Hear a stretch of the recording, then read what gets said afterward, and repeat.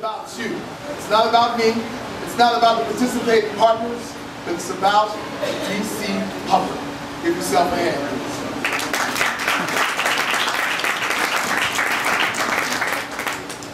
My name is Nicholas McCoy, Nick T. McCoy. I came to the participating partners to produce a public forum. WPFW is providing music and news with residents of the District of Columbia as such the DC Mic Check, an Occupy-born movement for news and entertainment, where they hold elected officials and community members accountable for their actions and how they engage to move us forward. At this time, I would like to introduce these four, to give them an opportunity to introduce themselves and to answer one question: why DC? Why do you love the District of Columbia? Then I will tell you a little bit about the reasoning behind the DC Public Forum. My frustration with the education that the Board of Elections and Ethics offers district residents in regards to informing us on our elected officials who's running for office and the money that they receive in that regard. Two, when people leave a public forum, do they make a better decision come election time on the candidates that they have selected? Have they made up their mind before they got there? Do they make up their mind based on what's best for their neighbor or what's based on their community only? Are they concerned about what's happening in Ward 4? Are they concerned about what's happening in Ward 6? Do they know what is happening in Ward 7 and 8? Do they visit their neighbors? These are the questions that lead or linger in the minds of district residents when they leave forums all the time. Why is that? Is it because we don't present the information in a manner that's conducive with the language of the respective community? What does that mean? That means if the jargon doesn't fit, don't spit it out. If you talk about a legislative perspective from the dais, you have to be able to deliver the effectiveness of that legislation to the community in a manner that they can digest it. That means spending time in that respective community. That means understanding the angst and the ails of that respective community. This forum will leave you with an imprint of elected officials that have served or failed. That have served or failed you as district residents. It's not meant to be derogatory. It's not meant to tear anybody down. But it's meant to put you in a position where you make a better decision come November. If you agree, clap one time. If you agree, clap one time. Thank you. So now we'll turn it over to our partners, our participating partners. First, I'd like to introduce Gloria Manop from WPFW. If you'll give her a round of applause, please. Thank you. Let me just, I have the honor of getting in the first question. And the first question is directed to those on the panel who have decided to explore the possibility of running for mayor of this great city of ours. If you have done so, tell us, when you did your surveys, what did you find demographically that your support is? Location across the river, in Ward 3, what did you find, the size of the support you have, etc. Give us a breakdown of the kind of support you have seen in your surveys to say, yes, you can indeed become the next mayor of the District of Columbia.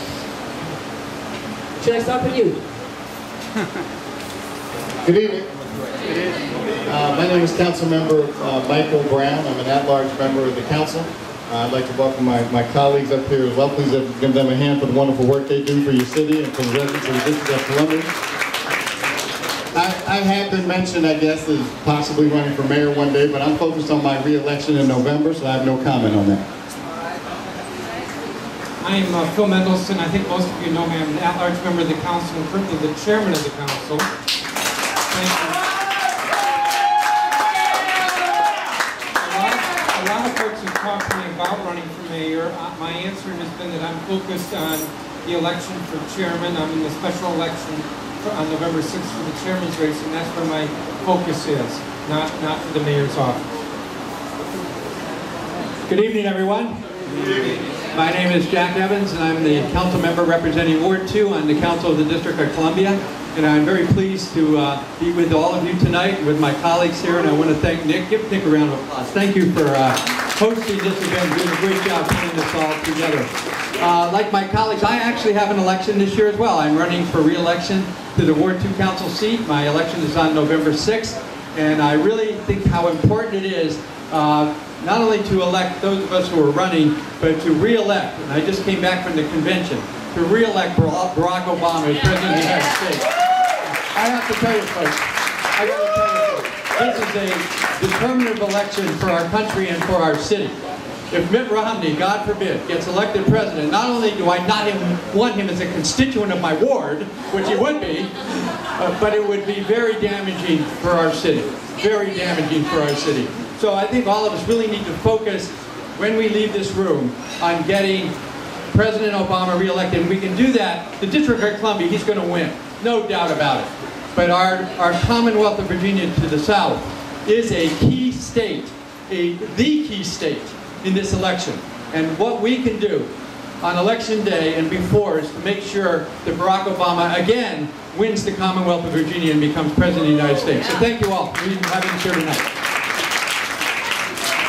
Thank you very much. I'm Tommy Wells. I represent Ward 6, and I'm the only one that's not on the ballot in November. But thank you very much for inviting me. Let me say that this is a very uncertain time for our city. I understand your question, that there's a lot of uncertainty around what's happening with the mayor and what our mayor is going through.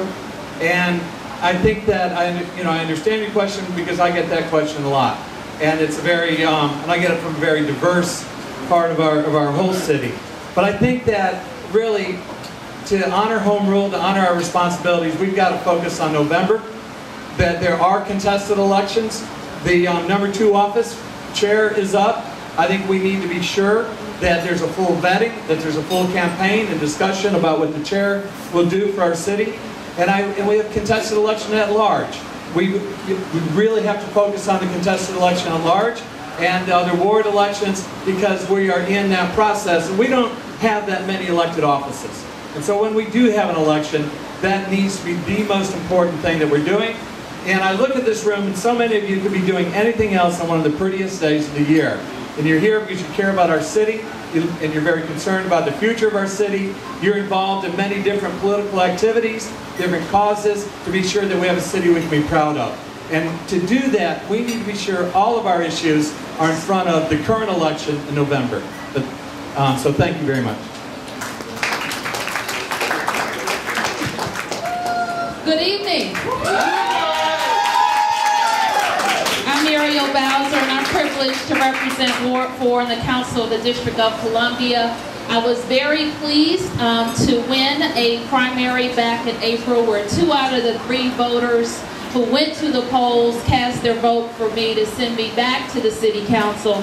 I'm even more pleased that in November I won't be contested, but I still want everybody to go out and vote. The residents of Ward 4 sent me down to the council to really focus on making sure we paid attention to our schools, our corridors, and the things that make living in Ward 4 in this city special. Our parks, our recreation centers, they made sure that we focused on safety. We've made a lot of progress in that regard, and I'm very proud of my record. Now I want to answer your question directly, because this is a question that I hear quite a lot. We are in an uncertain time, like one of my colleagues said. And I have to tell you, I take no election for granted. So we're very focused on making sure we're going out to get a lot of people to come out and vote for us on November the 6th. But also thinking very hard about what the future of our city will look like, how we're going to strengthen our institutions, our neighborhoods, and restore trust in our government. So I haven't done any polls, so I couldn't tell you where that stands, but I will tell you that should there be an election that comes up sooner, or if when the election comes up later, I'll be prepared to talk to you a little bit more about that.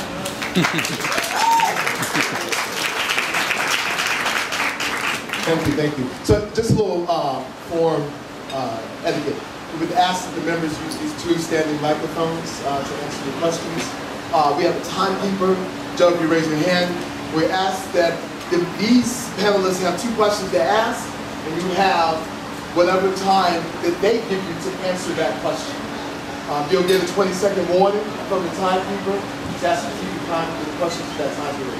At that point, after the panelists have asked their 2 questions, guys, we're going to shift to the audience for you to ask your questions to be engaged in this forum. So the next, we'd like to shift to either Lou or Sam for the next question. Thank you for coming out today. Okay. Appreciate the public and the council members coming out today and Nick organizing this. My first question. Can't hear you. Loud.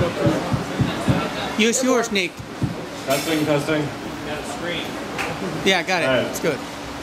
My first question requires a basic yes or no answer. You can give a 1-minute explanation after that.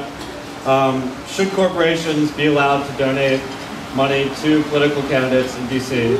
Yes or no, please. And 1-minute explanation after that. Well, I'll start.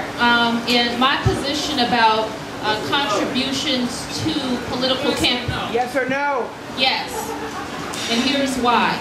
It has been my position, and it's been clear throughout, that corporations have been able to give in the District of Columbia, and that we have pretty limits that are pretty strict. $500 in the case of a ward member, I think $1,500 in the case of a chairman's race, and $2,000 in case of the mayor's race. So it has been very important that whatever campaign finance reforms that we bring about, and there are many on the table, I'm pleased that my committee will have the opportunity to move robust council this fall. But what's important is full disclosure, that we follow the rules. We have some loopholes that have been pretty well exposed, and that we intend to fix. How much did you take from Walmart? Well, I'm on the other side of that issue, and I'm saying no. 23 other states have looked at this issue, even Texas says no to corporate donations to campaigns. And the reason is that it's not a fair playing field. That if you're running for office, if you're a city councilman, that we're a small town, you can make calls, you can have bundled money come in, and that you can raise money much faster, much easier, because corporations, developers, contractors are afraid to say no to a city council person. So it's an unfair playing field to begin with. But the second piece is that there really is influence attached to those dollars. I don't care what anybody says, but they would rather hand you the money instead of a super PAC or some unnamed other organization that works on behalf of politics. They want to influence you. They want to be able to hand you the checks. I know what that's like. I oppose it. And I think that at this time, the question of ethics in our city council and through our government, we need to err on the side of really reassuring the public that we are not going to be influenced by corporate dollars, and we're going to have a level playing field. We're going to be honest and fair.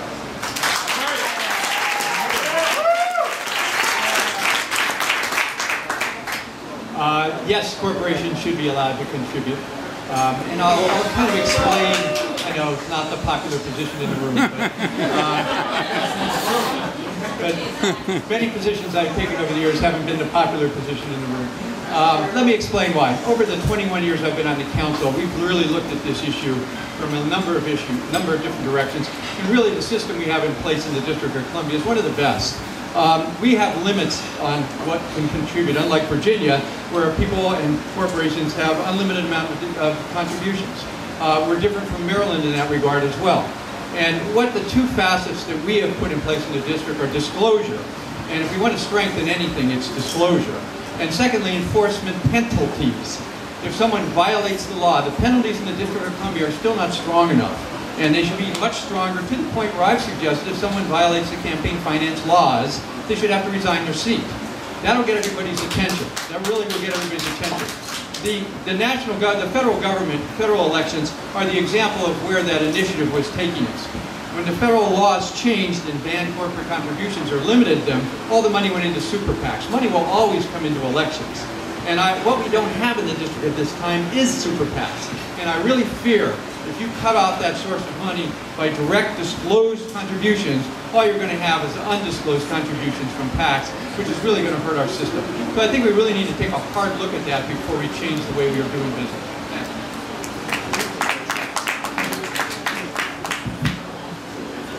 My answer also is yes, and I realize that that's not the most popular position in this room.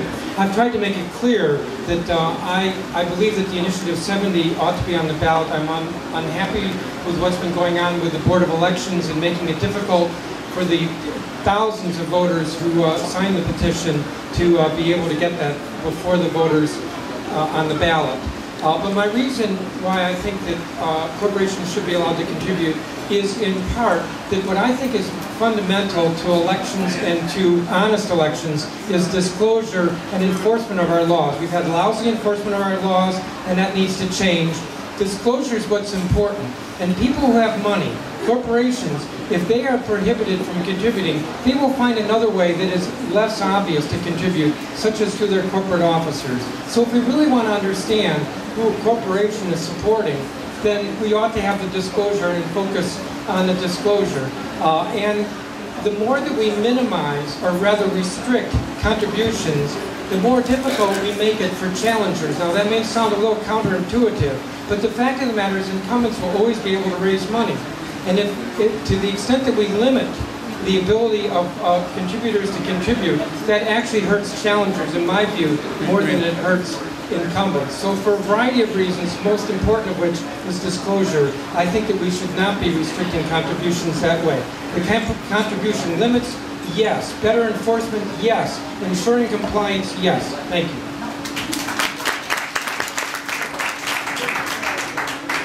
I happen to be a yes as well, but I go a little further than just what I-70 was talking about.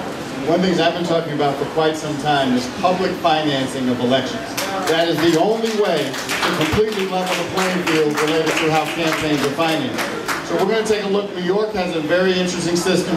We've already reached out to some state delegates in New York to figure out how they have done it, how they vetted it, how they researched it. So we'll be continuing to have that. As Councilmember Bowser mentioned, as we go into the fall, into next year, we're going to have some serious hearings about campaign finance. I always thought that campaign finance was different from ethics, even though it's kind of maybe under the same umbrella, but it never should have been in the same law or same bill. Now we can have a real discussion, and I'll be talking about public financing of campaigns, because if you really want to get corporate money out, you have to have public financing of campaigns. Thank you.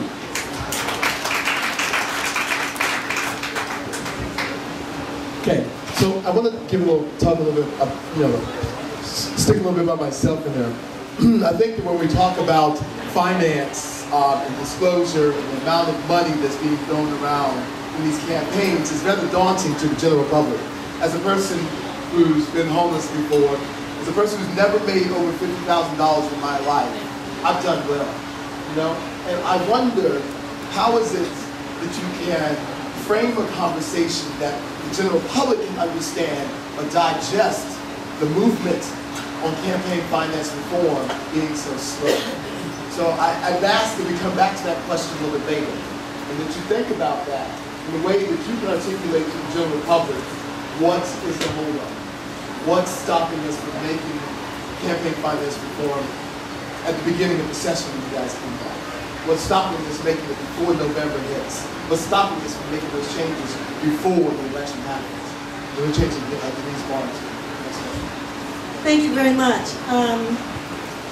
Talking about limitations, you know, several years back, the District of Columbia voters voted for term limits in a referendum. And many of you all in the City Council decided not to support what the voters wanted.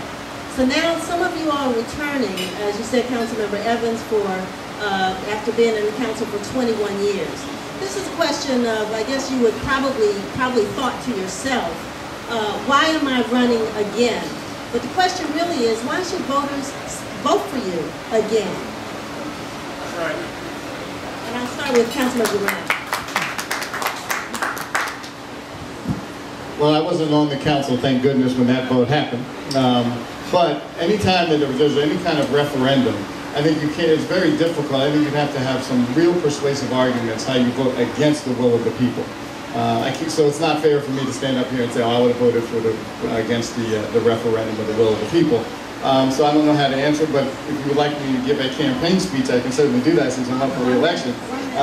No, I'm proud of my legislative record. I frankly put my first term legislative record up against any council person in the history of the city relative to fighting for affordable housing, fighting for jobs here in the District of Columbia for DC residents, making sure that our city becomes a more business-friendly city.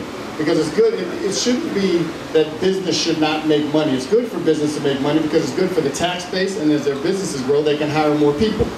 So as we continue to figure out how to also make this a more family-friendly city, as we do that, we have to have affordable housing. When the mayor had his city summit, affordable housing was the #1 issue on the survey marked by all the citizens. So clearly affordable housing is something we have to fight for. I've been fighting for that. That's why I think folks should vote for me.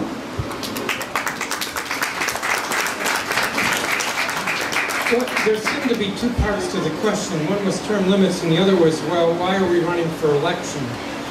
With regard to the term limits, just briefly, I've not supported term limits. I think term limits are not a good idea. I know it sounds a little trite to say, well, the voters are the ones who decide whether to term limit somebody. To me, what's important is experience. And as I think about my colleagues here, the longer each of them have been on the council, and I'm the senior member of the council other than Jack, the more our conversations can be informed by our past experiences on the council.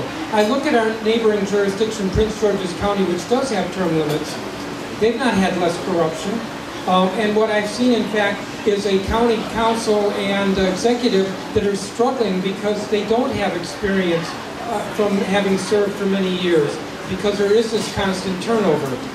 With regard to why I should be elected, and I am almost out of time, I've been on the council for over 14 years. I'm now running for chair using my experience as a member of the council and the reputation that I have built, or that I think I have built, to bring that to leadership position on the council, to serve the council well, I think, out of my experience, as well as to continue to serve the residents across the city, which I hope I have done well for the past 14 years. Thank you.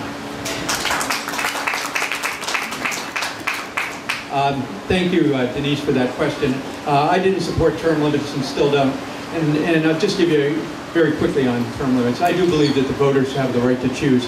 And if you look at the District of Columbia, in all the offices that we have here, an incumbent or many incumbents have been defeated in every ward, 1 through 8, except my ward, Ward 2. We've defeated incumbent mayors, we've defeated incumbent chairs, and we've defeated incumbent at-large members. So when the voters decide someone's been there too long, they vote them out of office. When term limits passed on that ballot, on that same ballot, 3 of my colleagues, Harry Thomas, Hilda Mason, and Frank Smith, were elected to their 4th and 5th terms. At the same time, the term limits passed. It's a dichotomy. People like term limits except for their own representative. So Phil accurately pointed out, though, PG County did pass term limits and has regretted it ever since. On the issue of why I should be elected again, I am part of the leadership in this city that did take a city back in the 1990s with a control board, with finances able to give services to our city, and has made that city the best city in America today. Our finances are stronger than any city. Development is the envy of cities across the country, and the services we are delivering to our residents are far, far improved from where they were. Not to say they're where we want them to be, but they're far improved from where they were. And I will continue to focus on the areas that are so important to us. Quality education for all of our citizens and all of our children, affordable housing, a safe place for everyone to live, health care for everyone, and finally and most importantly, the ability of every one of our residents to get a job. That's why I'm working on this, and that's why I want to be re-elected to my seat. Thank you very much.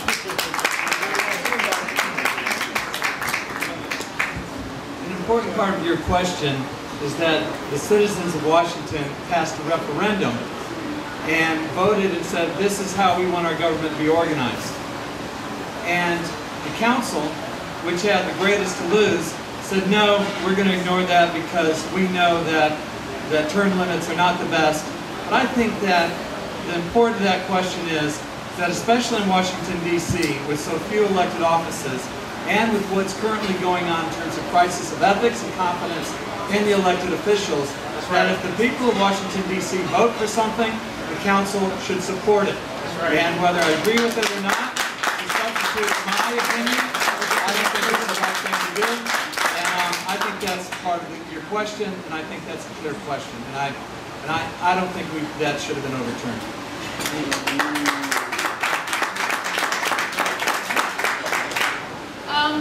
I tend to agree with what I heard my chairman say, Phil Mendelson, in terms of why I don't support term limits. I also agree with Mr. Wells. Had I been on the council, I don't know that I would have voted to overturn it.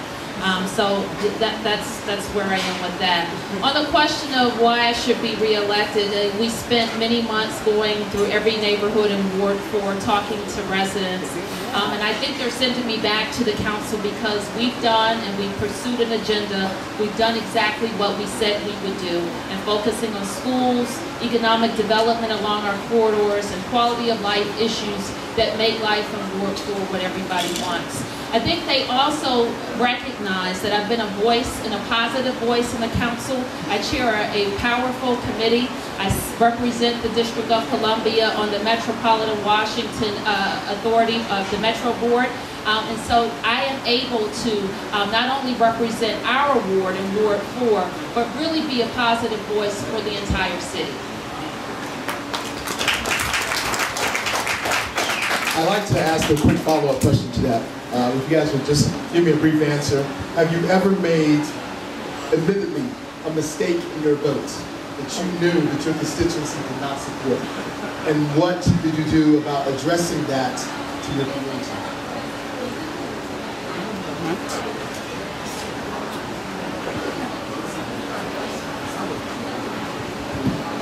Have I ever made a mistake in my vote? Yes. Would I admit what it was? No. I have taken some votes where I know that there was a lot of opposition to the position that I took. I think I made the right decision. You know, that's just part of being elected. And in fact, I think that's actually part of leadership. A word that's often used and, in my view, misused. But there are times when we should be representing, and there are times when we ought to be doing what we think is in the best interest of the district. And the best interest, as we see, based on all of the different issues and the different constituencies and viewpoints as we hear them. And that isn't always necessarily the most popular position. I'll give you an example that probably will not resonate quite right in this room, but when we had marriage equality before us in the council, and the council voted, I think, 11-2 in support of marriage equality, I was very proud of my position on that and what the council did. But there were a couple members who voted no, and at least one of them voted no, saying that that's where his constituency was. I didn't think that was a leadership position. I think the leadership position was to disagree and to do what he thought was in the best interest of citizens. So, have I ever made a mistake? Yes, I think we all make mistakes. Have I ever voted taken a vote that was unpopular? Yes, I have. And I would like to think that the vote I took was the right vote.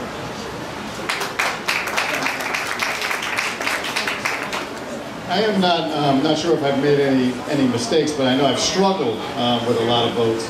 As you know, we have now with the new kind of media, social media that's going on, we get a whole lot of emails, tweets. The blogosphere obviously has a major impact. We get letters, we get phone calls. So Nick, I struggle on a lot of votes. I don't think I've made any mistakes. Now clearly, as our city continues to change, obviously sometimes we have to look back and see if some of that legislation we did pass was a mistake and we have to fix it. For example, as we continue to talk about affordable housing, I am not one to put walls up around our city. We need new residents, come one, come all. For those who do not know, we're getting about 1,100 new residents a month in our city. My issue is we shouldn't kick out the old residents to make new for the new residents. We can do both. And the only way to do both is be very committed to affordable housing.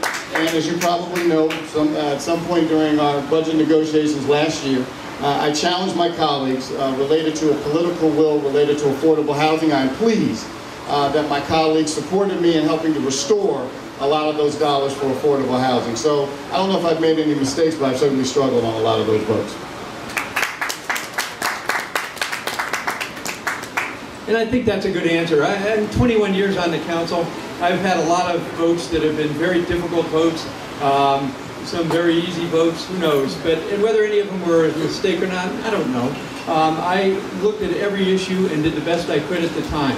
And when you say, your question was kind of like, have you ever made any mistakes that didn't agree with your constituents? And I think they're really separate questions.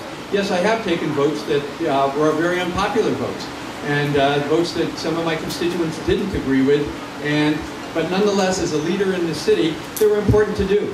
And I'm the chairman of the Finance Committee, and a person really in charge of the finances in many ways on the council and in the city. And frankly, there's a lot of times you have to say no, because there really aren't enough resources to do everything you want to do. And those are unpopular votes.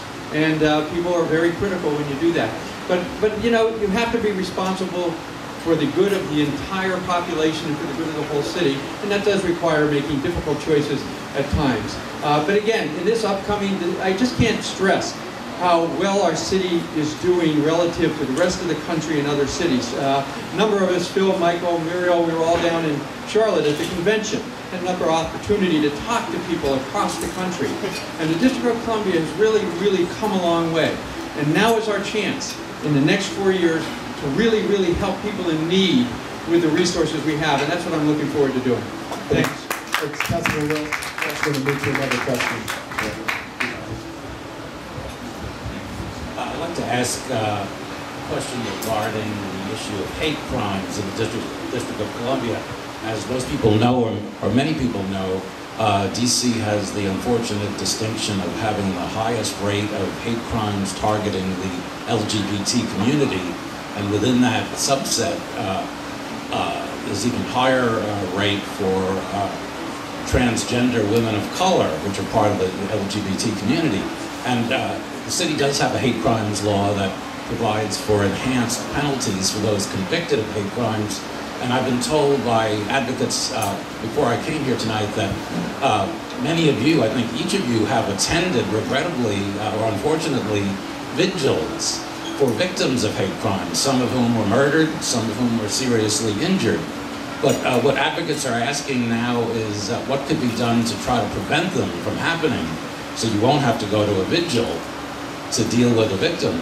And what I'm hearing people say from the group GLOVE, Gays and Lesbians Opposing Violence, and other groups, they're asking whether members of the council or other leaders in the community, in the city, people who are role models and enjoy respect, might go to the schools, since most of the hate crimes, according to the police, are committed by teenagers or young adults.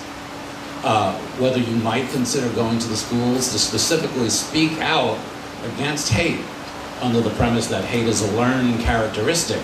And so I wanted to ask you each if you would consider doing that, and also to ensure whether the public school system is addressing this issue.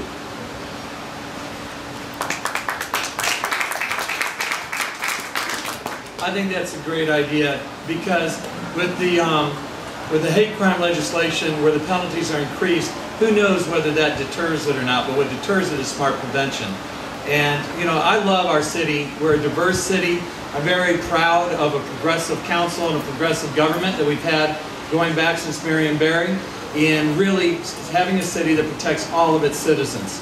And so I think that we can do a lot more with our schools, with our young people, to really show that we're a culture and that we're a place that that doesn't just embrace diversity, but protects diversity. And that is, I think that's a great idea, and I'd strongly support that.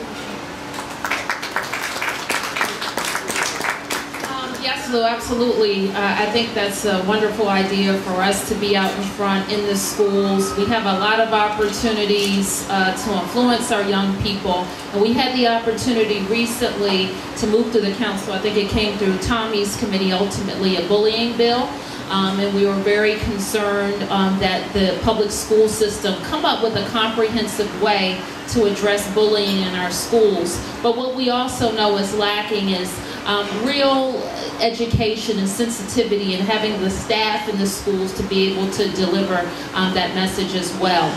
We've also followed these issues with our chief of police, and I know Phil has certainly followed to make sure the police have the resources to help solve these crimes. That's also can act as a deterrent, and put the police in the areas that we've seen more activity, and in the times of day where we've seen more activity related to this. It's important that we send the clear, strong message that everyone in the District of Columbia deserves to be safe, and I think we can help in that. Well, Lou, as you know, I wrote the first bullying bill related to making sure that people feel safe. But you're right, education has a lot to do with it. Hate and bullying all come from lack of education or lack of understanding of people that are different from you. Until our young folks understand that there are other folks that aren't like them, listen to different music, and it's okay, we're going to have these particular kinds of incidents. So we have to also have heavy enforcement as a deterrent. So when someone does commit a hate crime, you don't see them on the street for quite some time. Because until we make sure folks see that penalty, it's going to be difficult for folks to take these laws seriously. Also, as we walk down, as gentrification continues to happen in our city, as folks feel that they're being pushed out of their neighborhoods, as the economy is not growing as quickly as we would like, you have a lot of angry people out there. And when you have angry people, that's when conflict can occur. But I like your idea, and along with my council members, I'm sure we'll look at trying to figure out how to get that into the school system so folks, our young folks, can get more educated.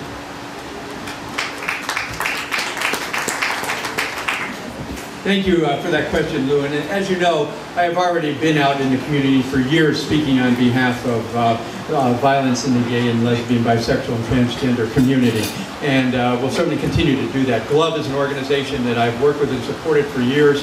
And again, going back many years, myself and Councilmember Mendelson really have sponsored all of the progressive legislation going back to sodomy repeal, needle exchange, domestic partnership, up to the marriage legislation that has affected the community over the years, and have worked really, really diligently to make sure that the gay, lesbian, bisexual, and transgender community are every way have all the rights and of every other citizen of our city. Just in point of fact, the police unit that was established down in DuPont Circle, again, was something that we worked on and made happen. And the hate crimes bill is one of the strongest in the nation, one of the other bills that I sponsored on the council. So Lou, I will continue to do that and would encourage all of my colleagues to do so as well.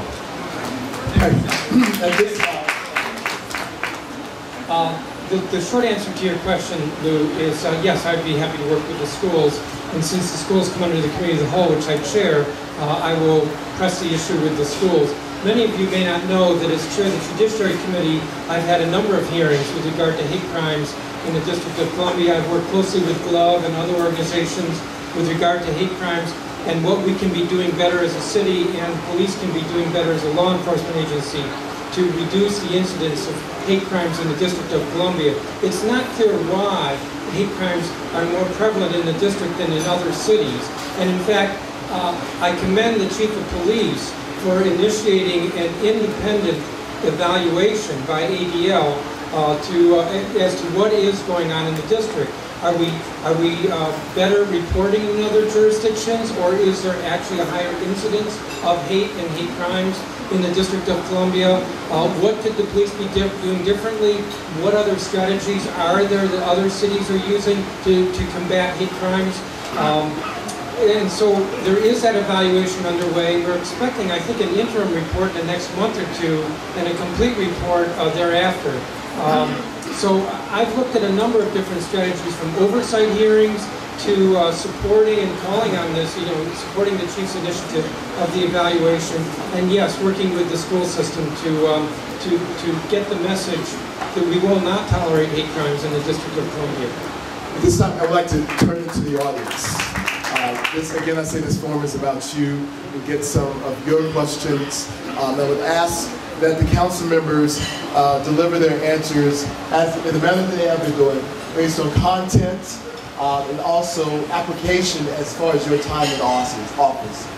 Specific instances where you were able to answer the question of the respective audience member, how you were able to serve.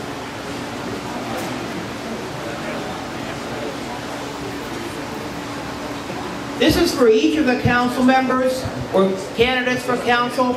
I want to know how much money did you take or refuse to take from Walmart, which, as you know, is trying to invade this city. How much money from Walmart in your campaign, in dollars?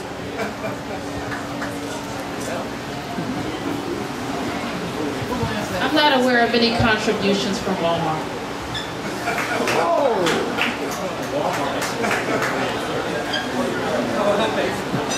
Tommy's not running. I have no contributions from Walmart. What if they offered it? I've not received any contributions from Walmart or Walmart employees that I know of in this election, which is the chairman's race, nor in my previous elections in 2010 or 2006. And I've introduced legislation to try to deal with Walmart, the Large Retailer Accountability Act, to require that a large retailer has to meet certain minimum compensation and benefits provisions if they're going to be in the city. I too am not aware of any contributions I've received from Walmart. Also, I have not received any contributions from Walmart. Well, your question goes to the principle of that I guess you're asking that because does Walmart have influence on the decisions we're making as Walmart moves into the city? And I think that's a legitimate question. And especially in terms of our constituent services funds and any other place that Walmart has an opportunity to contribute. That's a good question.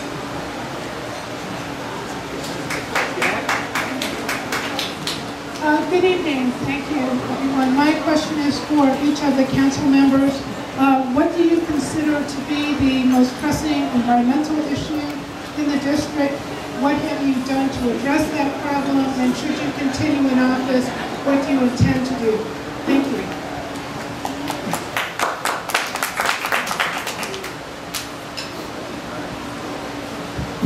I don't think we heard the question up here. What is the most pressing issue in the district, in our view, and what are we doing about it? What is the most pressing environmental issue in the district? And what have you done to address it in office? And should you continue in office, what do you intend to do to further address it? Thank you. Well, since I'm standing, I'll take the first crack at answering that question. I don't think of one single environmental issue as being the most pressing. I've been very active on issues such as air quality and water quality. Over the years, I have pressed the city with regard to improving water quality when they tried to change the definition of potable water in the district's waterways. I objected and said, no, we should not reduce the standard for our waterways. Years ago, when the city was trying to get out of what are called TMDLs, I pressed the city that it had to comply with the settlement requirements with the EPA to reduce pollution in our waterways. I represent the council at the Council of Governments on the Air Quality Committee, where we've been pressing year after year to improve the quality of our air.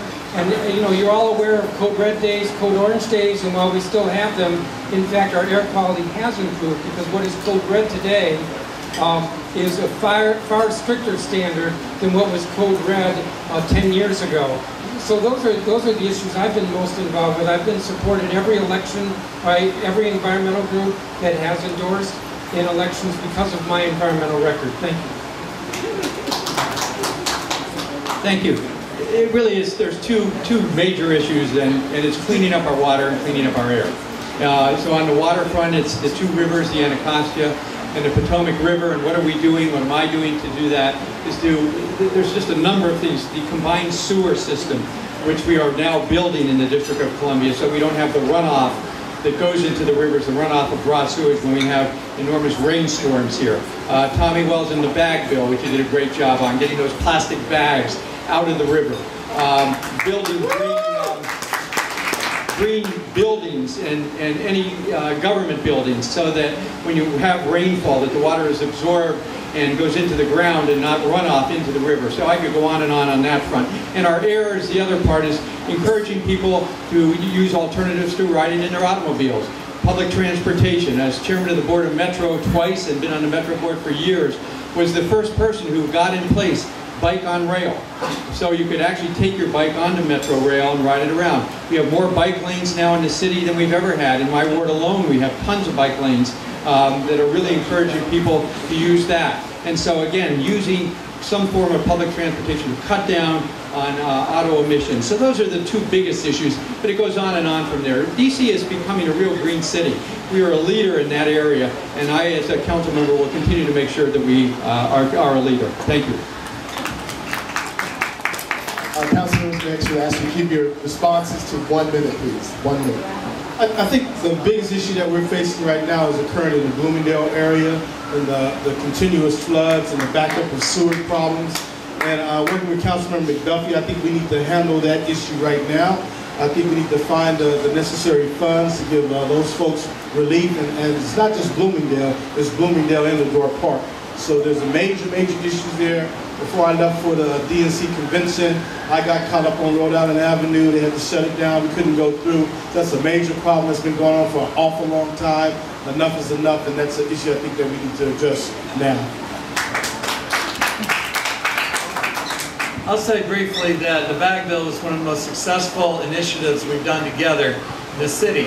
And the thing about that is that, as you know, the nickel goes somewhere for those that do get the bag. And so we're reinvesting that money directly back into buying back other uncaptured product like bottles and those things. The money's being reinvested in cleaning up the Anacostia River.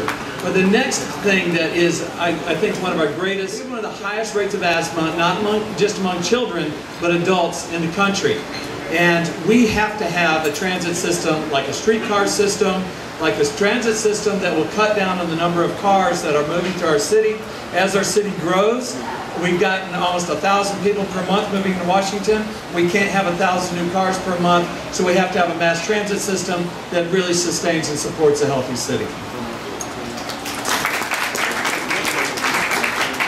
Well, I think my colleagues have it exactly right, that air quality driven by single occupant vehicle travel in our city really has the potential to make life, not only in Washington, but throughout the region, unsustainable. So really moving people out of cars, making sure we have fantastic transit, and making sure we cooperate with the whole region. The thing about the air is it doesn't stop at the district line. So we have to work with our neighbors to the north and to the south to make sure that they're doing those things. I've served on the Regional Transportation Planning Board since my time at the council to make sure we're moving those regional initiatives forward. The thing that I would add that hasn't come up is lead, and specifically lead in paint. In my ward, we have a lot of older homes, just like many wards in the city, that have a lot of lead paint, and lead paint abatement is critical to the health and the learning for children.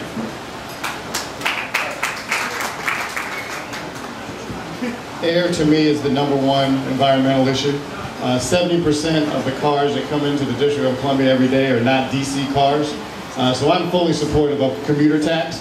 Anything that will start to encourage or discourage people from driving into our city, taking money and then leaving and taking those dollars outside the city, but more importantly, making sure our air quality. Find everything, I associate myself with the comments of some of my colleagues related to cleaning up our water, cleaning up our air.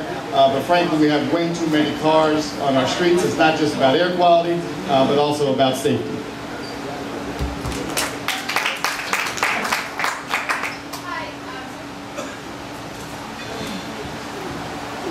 Good afternoon, good evening. My question is about foreclosures and evictions. Right now, a retired DC EMT is facing eviction because JP Morgan Chase and Freddie Mac refused to let her pay a lower payment and modify her mortgage. The same thing is happening to Reverend Michael Van Zant of Faith Temple Church. And I just want to know what the council is doing to stop foreclosures in DC and to force banks to the table to negotiate, since we bailed them out and saved them, and now they are turning down helping our residents. And in terms of evictions, DC is one of the only areas that has chattel eviction, which means the banks are able to throw all of people's personal properties onto the street instead of paying for storage to give people a month or two to be able to take care of their belongings. So how are you looking out for your citizens instead of like being chummy with the banks?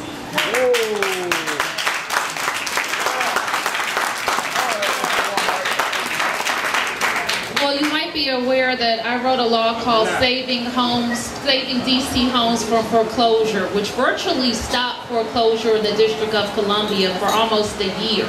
And so that bill is in effect that requires mandatory face-to-face mediation between homeowners and the banks.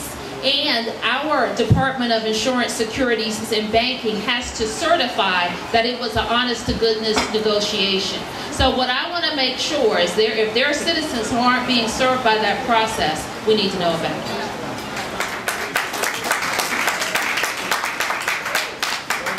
Next to unemployment, affordable housing has got to be the greatest challenge that our city's facing as we become a place where everybody wants to live. The cost of housing has gone up, and there's too much market incentive to move people out that are paying at lower rates.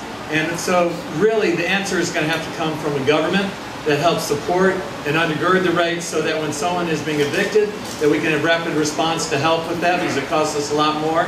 They're in a homeless shelter. But we're going to need a far more robust government response to be sure that we're not a city to where we just, essentially evict people out of the city. And that is a problem, and I think it's about the greatest problem our city faces right now, and we've got to deal with that. As chair of the Committee on Economic Development and Housing, feel free to please have them contact me tomorrow.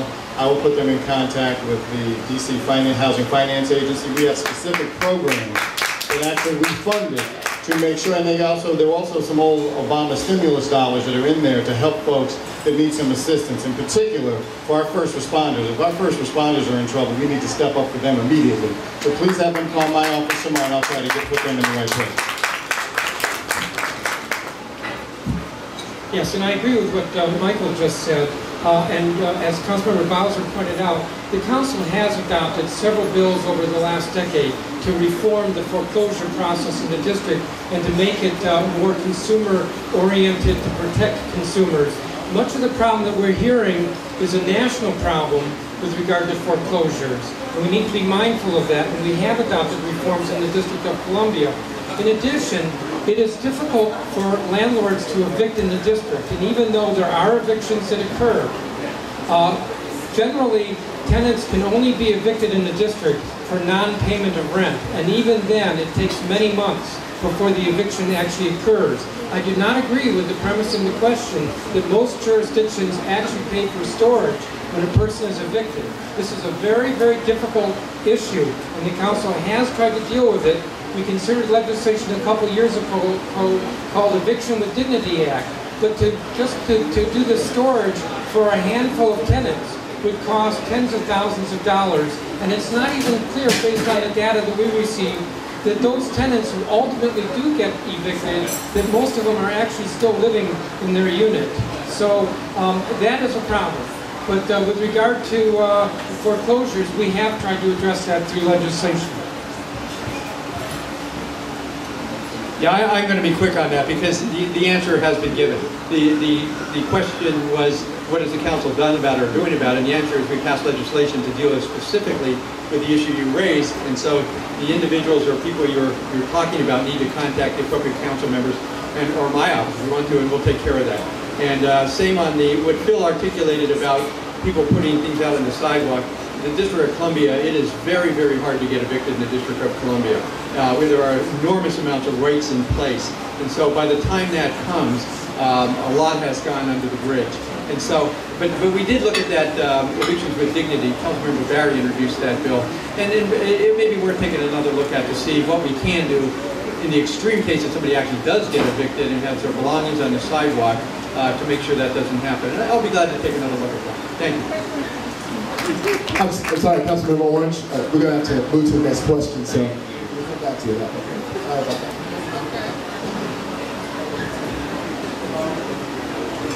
Good evening. Good evening, Council. My name is John Cheeks. I'm running for your job, Mr. Minister. Chairman, I'm an independent candidate. You have a choice. 21 years of your experience, we don't need you more. Here's my question. How many of you will take a voluntary drug test at random once a year?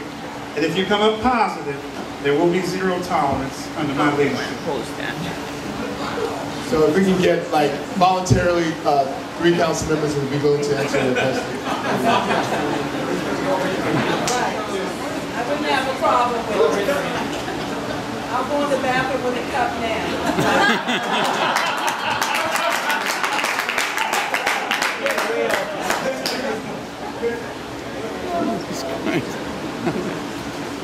My name is Ivan Floyd. My question is related to the the speeding fines or the speeding cameras. Do you believe that $125 and $250 is too much for our residents in this economy, especially when our neighboring jurisdiction flat rate is $40? And if you do believe it's too excessive, what are you going to do about it? I think without question the district has gone too far. And the question is about the cost of traffic tickets that have gone up to $120 and more. And that really functions as a regressive tax. We had a mayor that said, I'm not going to raise your taxes, so we raised all our fees, all of our fines. And so it works as a regressive tax. We have a committee or a task force to look at it. And I think the government has gone too far. In terms of mistakes that I've made, I know that in our Budget Support Act, a lot of times we support stuff that we wouldn't necessarily support on their own. And so the council has passed a budget where the traffic fines are way too high. And again, it works as a regressive tax and we need to revisit it, and the district's gone too far. I also believe that the district has gone too far with all the speed cameras, and it goes farther and farther, outrageous every day. Even the location of these cameras are outrageous. Now when you get on, when you try to get on 395, there's a camera there. There's a camera now out on, as you try to get on BWI Parkway. That clearly tells us that this is all about raising revenue. To place a camera at the bottom of a hill, so you're riding your brakes the whole time, and you still come up with a ticket. I do want to applaud Councilmember Wells and Shay and others who've come up with a task force to examine this entire area, and hopefully at some point we'll be able to come up with legislation to reduce a lot of these fines that are taking place. I do want to stress, though, as far as public safety is concerned, that you should not speed. There are limitations and there are reasons for speed limits in this city. I think they do need to be strategically placed. Some places don't make sense, others do. And I would ask all of you to see some of the effects of some of the vehicular homicides and some of the damage that has been caused by speeding. And you know, I can recall when I was in high school when, you know, they say younger people were reckless. They showed us a film about public safety, and I think they need to reintroduce that film. Speeding, don't break the law, you won't get a ticket, is my philosophy, but then too, speeding should not, violations, citations should not be used to increase our revenue in the city, but don't speed and you won't get a ticket.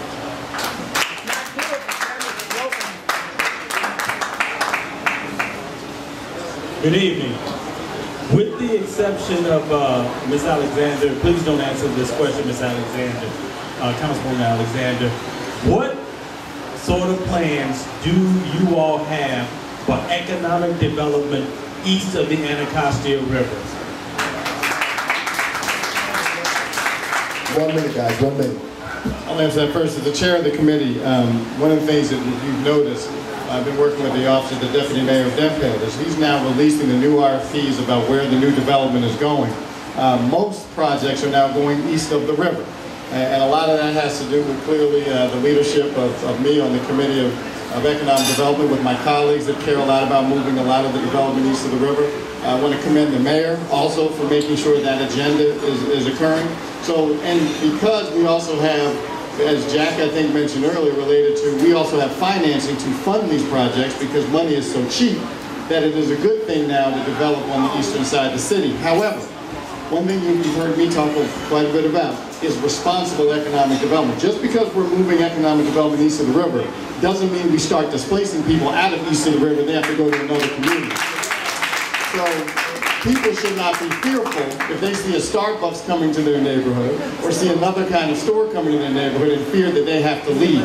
That's why we want to make sure that there are high percentages of affordable housing and all these development concepts to make sure folks that want to stay, whether you're a police officer, a firefighter, a teacher, a retired person, you're able to stay in the city if you want to stay. So it's responsible economic development that's moving east of the river.